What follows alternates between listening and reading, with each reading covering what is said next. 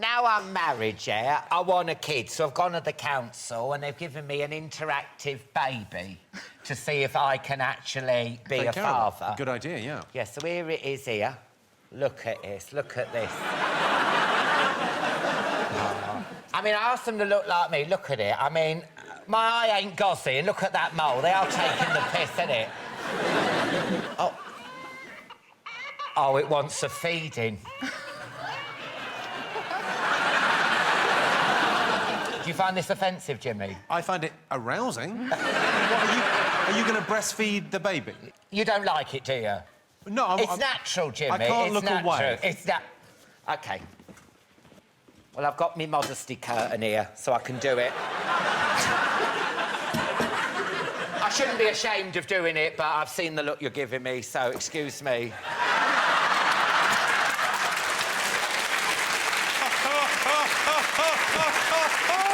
How old are your kids now? Got a 1-year-old and a 3-year-old. I try to have rules with them, like no eating on the sofa, but they don't listen. So what I do is I just change the rules and go, yeah, you can eat on the sofa.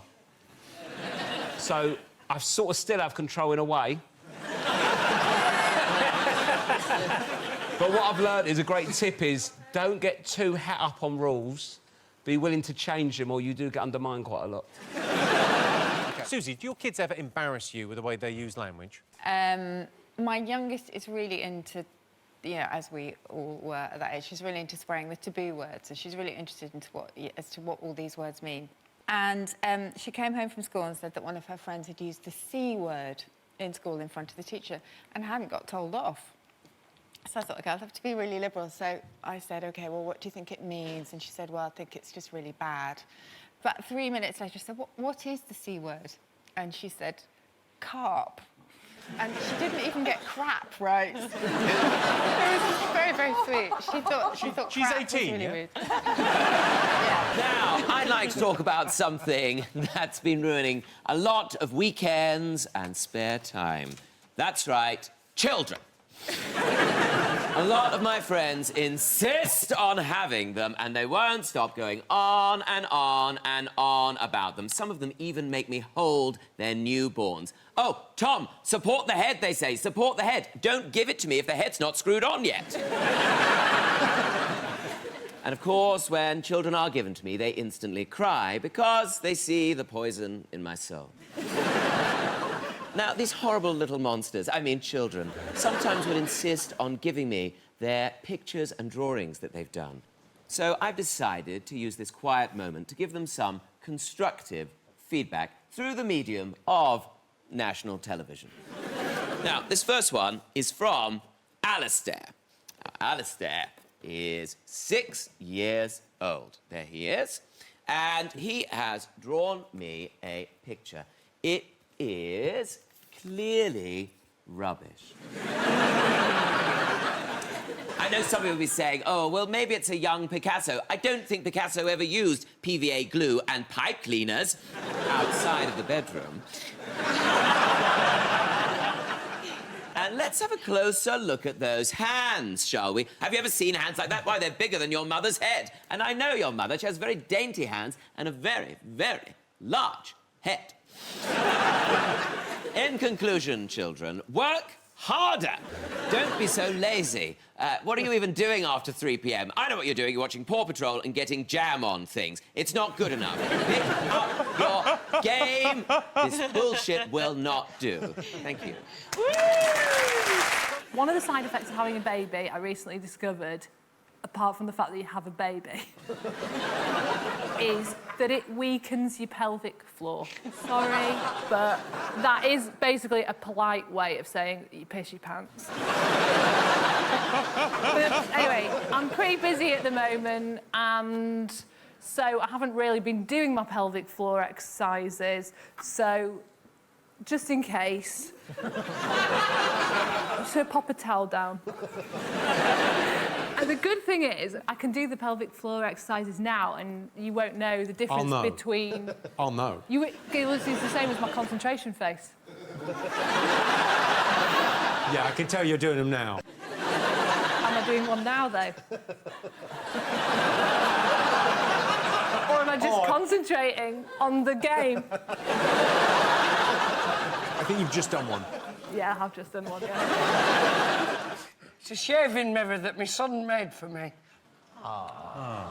Yeah, the only problem is that if you're shaving, you can't see yourself in it. As much as I love him, and if you're watching, even though you shouldn't be, he cut the hole quite small. So when I shave, I can't actually see my own chin. I wouldn't necessarily blame him for that. He knows that I struggle with my weight, so the bully's running away from the paella. The letter A there, I said, is that a Spanish thing? And he went, no, I just couldn't be asked cutting it out. But, son, you really let me down. Have you got a mascot? I do have a mascot, yes. I have Mr. T. He's my mascot. Mr. T is the treasured, cuddly toy of my middle son, Frank, and he absolutely adores him, and Frank and Mr. T are inseparable. When you say your middle son, is that, like, not your favourite but not your least favourite? Yeah, basically. The two of them are never parted, and in order to get him out of the house, I had to nick him because Frank would freak out. In fact, what time is it now? Yeah, the panic will be setting in right about now, I think. But I wanted a mascot, so tough luck, Frank. The icy fingers of anxiety will be gripping his 6-year-old heart as we speak. But hey, he's not 5 anymore, he needs to grow up. Is your mum in the audience? Yes, my mother is here this evening, Jimmy, yes. Where's John's mum? There's my mum. That's my sister.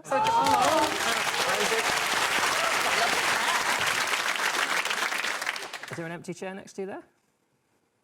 Dad didn't get the email.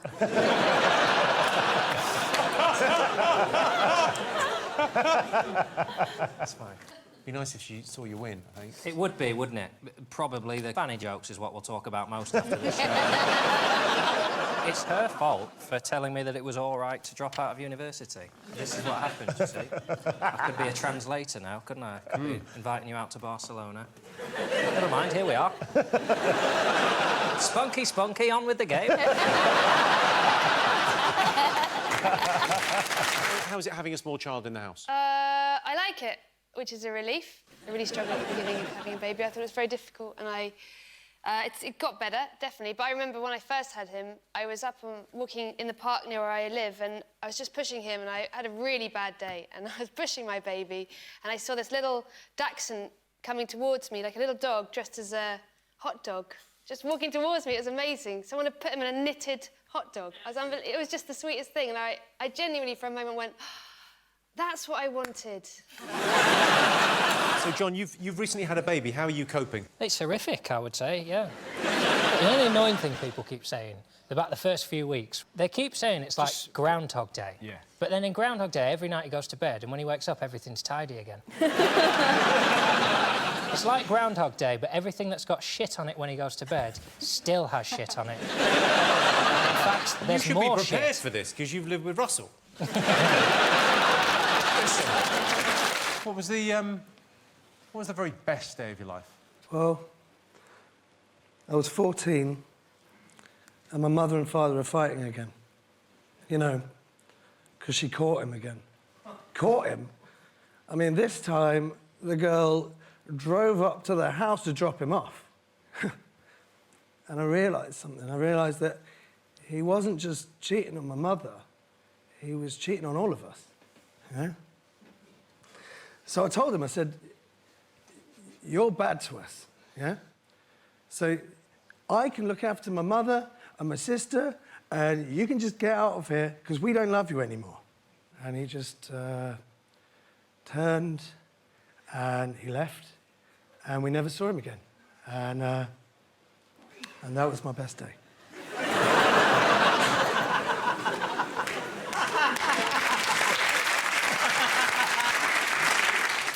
And then you need to say, that was your best day? Whoa, well, what was your worst? OK. Well, that was your best day. Whoa, what was your worst? The same day. The same day.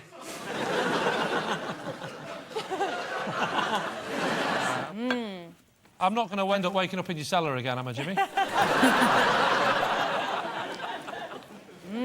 That is really nice.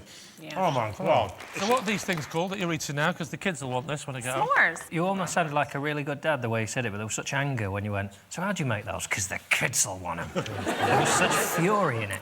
Well, I only get to see them every other Friday. I want it to go well.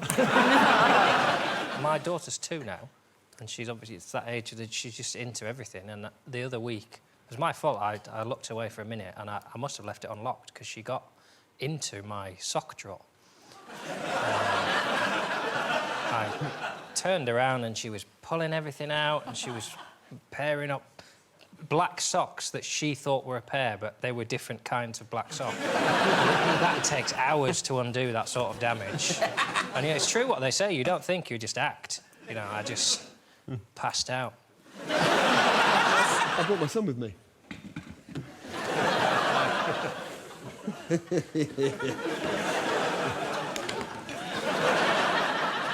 Oh, shit. He's a very aggressive child. Like that all the time, you know, and I said, we go and take it, speak to the doctor, and the doctor was like, no, it's fine, he's normal. I said, he's not normal, look at it, he's like that all the time. I mean, he's angry, basically. He's angry because he's got a very long neck. And he can't scratch his ears. What you can do, put him up like that, and then, you all right, mate? Yeah, yeah. Did you have a nice time on the helicopter?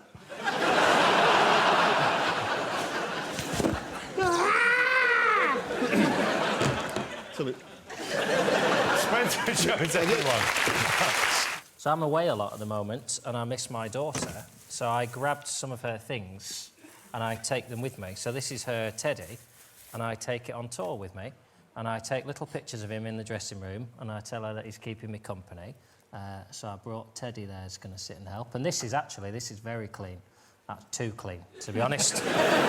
Reeks of bleach. And I've started... She's got to an age where she draws pictures now. So this is her favourite thing to do, is she gets each crayon out of the box, and she does one little squiggle, and then she puts the lid on and puts it back, and she does all of them.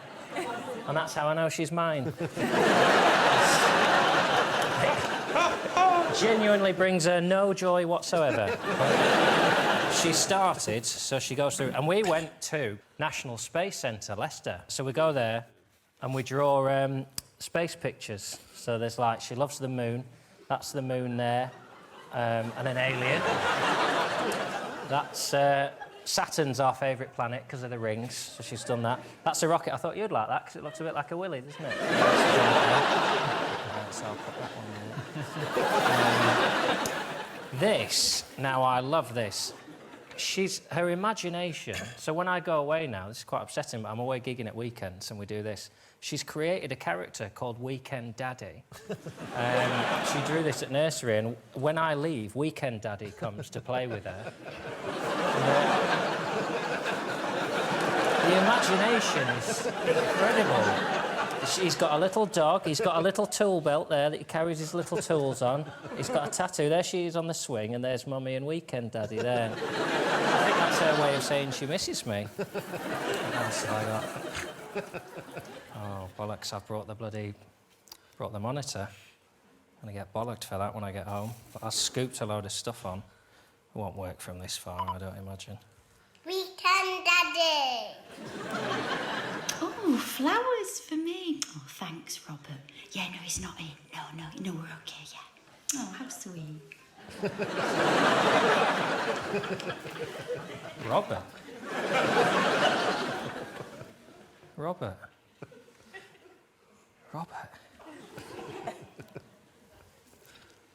That's my mascot. You should get more acting work.